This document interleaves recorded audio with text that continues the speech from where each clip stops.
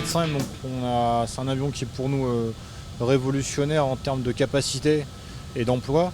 Capacité parce qu'on a décuplé les capacités qu'on avait avant sur les anciens avions de la gamme tactique, le Transat, le C-130 ou le CASA. C'est un avion qui a des très très bonnes performances en emport logistique, jusqu'à 37 tonnes de chargement, jusqu'à 9 palettes. Des vitesses en fait qui sont très importantes parce qu'on connaissait avant, jusqu'à Mach 0,7 à peu près en opération. Donc ça veut dire qu'on a diminué considérablement les temps de vol pour se rendre sur les théâtres d'opération, ce qui est vraiment le point crucial pour les forces actuellement, c'est mettre en place du fret à grosse capacité, gros volume, très rapidement sur toutes les zones où les forces françaises opèrent. On avait vraiment besoin d'un appareil qui est capable de couvrir tout le panel des activités, à la fois logistique et tactique, mais qui bénéficie de performances et d'équipements qui puissent nous permettre d'évoluer dans les espaces aériens qui sont de plus en plus restrictifs au niveau emploi. Là, on a un équipement qui est complet, qui permet d'évoluer dans tout l'espace aérien.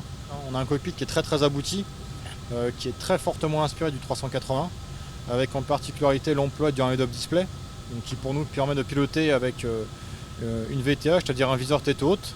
Ça permet en fait d'augmenter la SE, comme on dit, Situation Awareness, de regarder dehors en permanence, d'avoir quelque chose de très fin, de très précis. Et également, ce qui est vraiment agréable, c'est d'avoir un avion qui est puissant, qui n'a pas beaucoup de limitations en termes de performance, et avec également des qualités de vol.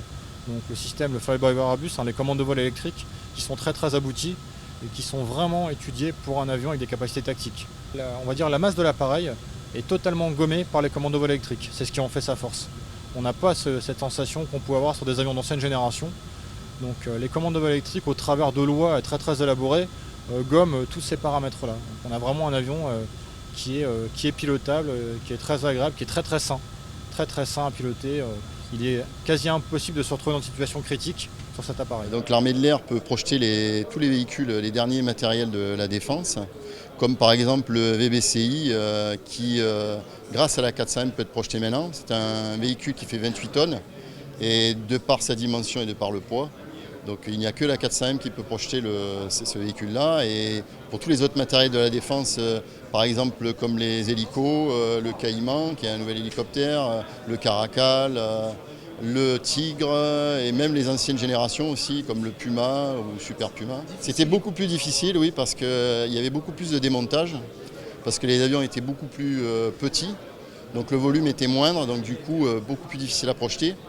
Et avec l'arrivée de la 400M, ça permet d'avoir du matériel qui est beaucoup plus rapidement opérationnel sur le terrain. Donc pour vous donner un exemple, avec une vieille génération comme le C-130 ou le C-160, il fallait à peu près une journée et demie pour remettre le matériel en service, alors qu'avec la 400M, au bout de 4 heures ou 2-3 heures, le matériel peut être opérationnel. C'est véritablement un gain de temps tout à fait pour les forces armées qui sont déployés sur le terrain, puisque ça leur permet d'avoir des matériels plus rapidement opérationnels.